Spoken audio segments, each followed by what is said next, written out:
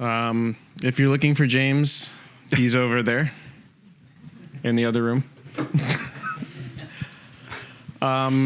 This is on. I'm Brian Kaney. I work with Taylor and alongside Brenin. We're going to be talking about kind of an advancement that we introduced, I think it was the last DevDays, perhaps-ish. And it's in this space that we've been working in clinical reasoning.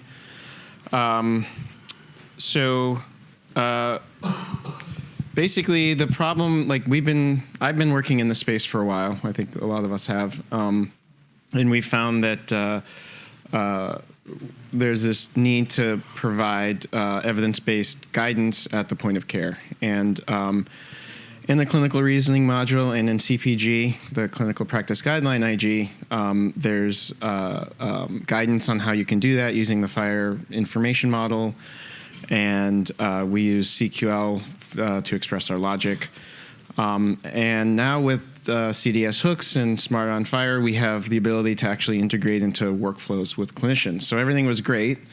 But when we started putting this together, we quickly found out that there just was not enough information that we were automatically pulling out of the record system to satisfy all of the requirements to decide what to actually recommend. And so we set about a solution for this, and we had these kind of design requirements. We wanted an interactive process that prompts for this information. We want a user experience where they can not only see what was pre-filled, but if they decide to change their minds, we want to keep track so we know what a clinician answered versus what kind of came through the EHR or was inferenced through CQL rules. And we wanted to use as much of existing FHIR as possible. We didn't want to go down a road of defining a whole bunch of extensions or just kind of staying within the footprint of FHIR as much as possible. And we wanted to avoid duplication. So we didn't want to hand author a questionnaire that is basically the same semantic questioning that you would have on your plan definition that has data requirements of what you need to answer applicability questions. And so we're kind of using a bit of both the CPG IG as well as SDC. And we wanted to make it reasonably implementable. I think the jury's out on that a bit. But we have a couple of implementations, so I guess it is at least technically implementable that we're going to demonstrate. So so I'm going to start with a demonstration. Have kind of a silly example here, but we're trying to keep it simple to introduce this concept. So an apple a day keeps the doctor away, and we're going to say that that's evidence-based guidance, and we want to recommend a daily apple for any of our patients who have hypertension. So switching over to a UI tool that we have for rendering a plan definition. So this can actually grow quite large because plan definitions can refer to other plan definitions and refer to activity definitions. And so this is our graphical representation of how we navigate a clinical guideline. So taking our example of should recommend the daily apple, you can see that at the back. We have some text here with our condition. So this is applicability logic, determining if we should recommend this for our patient. And it's actually a CQL expression. So we can see it's text CQL identifier. We have an input.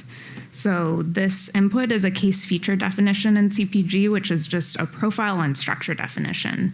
So in this case, our feature is a Boolean value, whether or not the patient has hypertension. And you'll also see that we have some expressions on that case feature. Those expressions actually support determining if we can infer or assert this hypertension feature for our patient. So if we take a look at the logic here,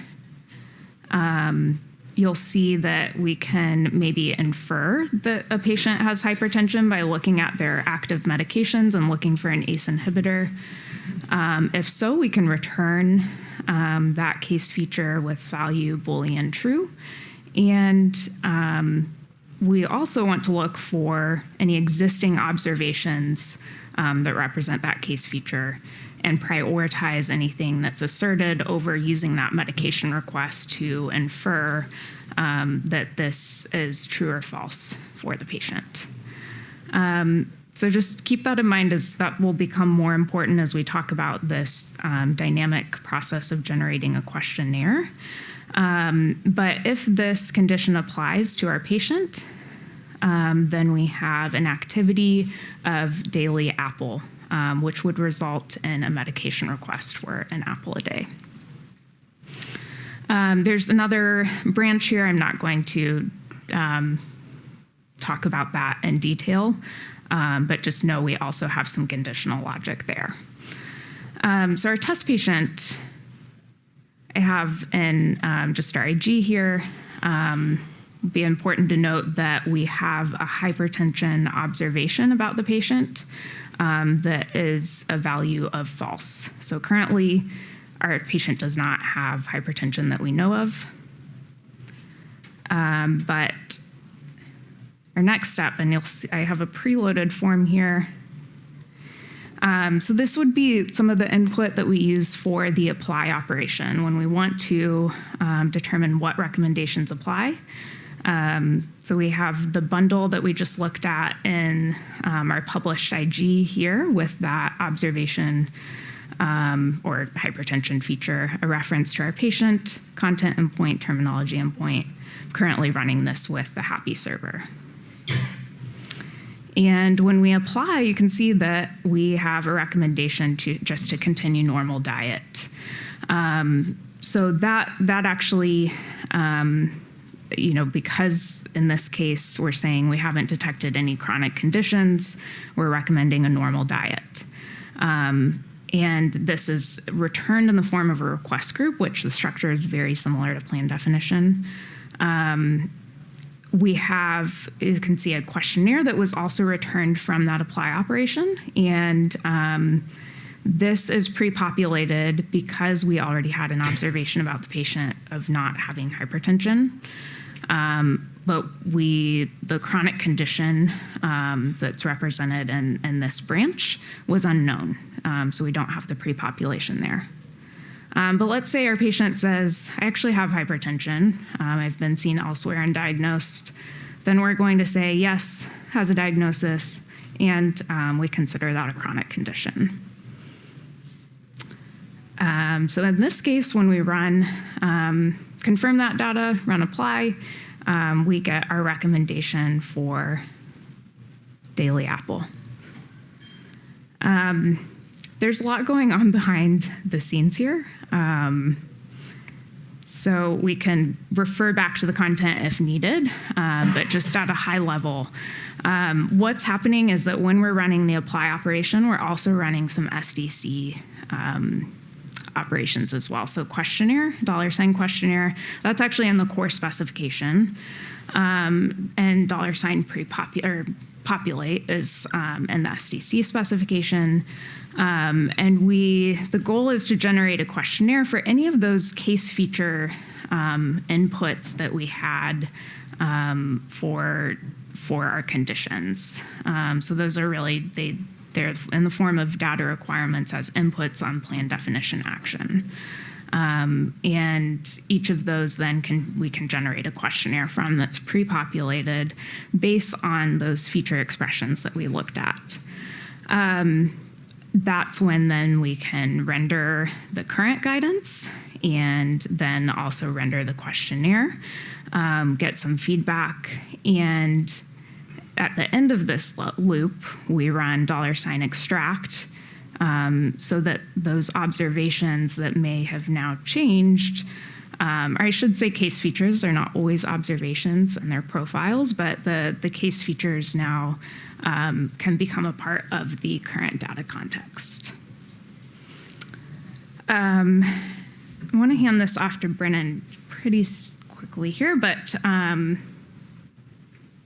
this is just kind of what I described verbally, but a visual diagram of how that all fits together, and you can see that it's a loop. So anytime we get feedback or a response in the questionnaire, we then start this cycle again. I'm going to hand this off to Brenin for this demo. Let's see, I think. Post me in. Excellent. So what we have here in the background, we've just got a Docker image running on the latest Happy JPA server starter with the clinical reasoning module enable.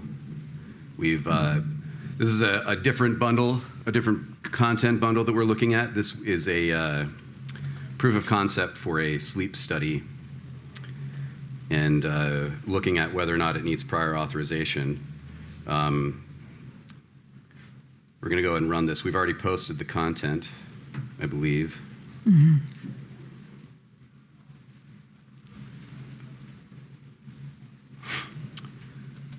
So you can see we get our,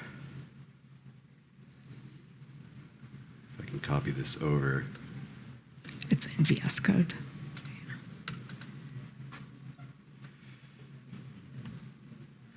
So you can see we get our response back. It is in the form of a parameters with a return parameter for the bundle. The first resource in there is our request group. And then we also have within here a questionnaire that is generated based on the structure definitions that are the profiles on the inputs that were on the actions in the plan definition. So this questionnaire is generated. You can see it gets all of its appropriate extensions, launch context, whatnot, item population context. And then in addition to the questionnaire, we also are returning the questionnaire response pre-populated for the patient that was the subject passed in to apply. And you can see we have our values here. We've got some answers that were given to us by the clinical quality language. And on subsequent calls of this, what you can do is pass that questionnaire response in. And, if something changes or the physician decides, no, this is not accurate, this is the actual answer, you pass that questionnaire response in, it gets extracted, and those resources become part of the evaluation for the subsequent apply call. And that's what allows you to go through that iterative process of changing the values and seeing based on the current case, what the actual recommendation should be. And I think that's it. Any questions? Yeah. Thank you. Just so I'm clear, you're showing these were changes in CPG 2.0 that were arrived at, or we're still this is working. Just part of apply, or yeah. So this is part of apply, but we're still working on adding this to the CPG IG. It's not part of 2.0. We're looking at adding it into the next ballot. And it's based on any of the inputs that you have on plan definition action, so it's just heuristic and right. There's really 4 operations that are happening within apply. Right, you're just calling apply, but what we're doing is going through. We look at any questionnaire responses that come in. We extract those values and add them to the data bundle so that those new answers are included. And then as we're walking through the tree, any conditions that we encounter that have an input profile, we're generating questionnaire items for all of those. So as you're walking through a tree, your questionnaire that you get back may grow, right? It's similar to the adaptive questionnaire that is already defined in SDC. It's just all sort of wrapped up into the apply call. So we've got the questionnaire generate call, and then we've got populate and extract all being called within the apply call. Any other question? Yes. Hi, thanks for your talk. Is all the code that you used online on GitHub? Yes, it's all in the clinical reasoning module. Do we have that It's a in slide after. If you, yeah, next. Yes, right here. CQ framework clinical reasoning has the implementation of apply, populate, extract, and the questionnaire generation. And you can just fire up the latest FHIR JPA server starter and turn on the clinical reasoning module, and all of these will be available. Thank you. Anyone else? Okay. Thank you for a very nice presentation. Oh, we got We another have? one? Yes. One more. Sorry, I didn't quite understand. Where exactly are you specifying the questionnaire generation call? Is it within the plan definition? Yeah, so it's looking at the profile and looking at a structure definition and then just automatically calling questionnaire. We do have that operation. You can call that independently of apply. We do wire up a questionnaire. It's actually on structure definition $ questionnaire, but it's defined in the course spec, but it's really not fleshed out. And so part of what we're doing here is expanding on that and coming up with, the semantics of how you should go through and generate a questionnaire from the structure definition. So just to, I think maybe could you bring up the plan definition? Because it's specified, sorry. It's specified, you're familiar with the applicability expression on an action node in the plan definition.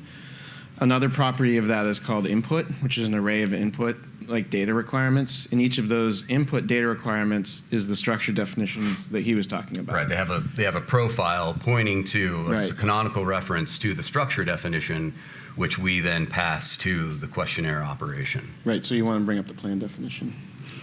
Which one? Any of the one that has, that we're using. Okay. And applicability? Um, Are you looking for the, the inputs. it was on this were you- page. Yeah, so I don't know if we can see the JSON, but basically this is an example of the, oh, there it is. So you can see alongside the condition, Right. that's the applicability. Now, I think maybe Bryn knows, we might be able to kind of infer all of the data requirements by introspecting on the CQL. But in our experience, we author these manually because many times the author of the guideline wants to be like specific around what they're asking, especially since some of these questions can be inferred from other things, and you might not want to ask like a zillion things to a clinician. Any other question? Going once? Twice? Thank you. Thank you.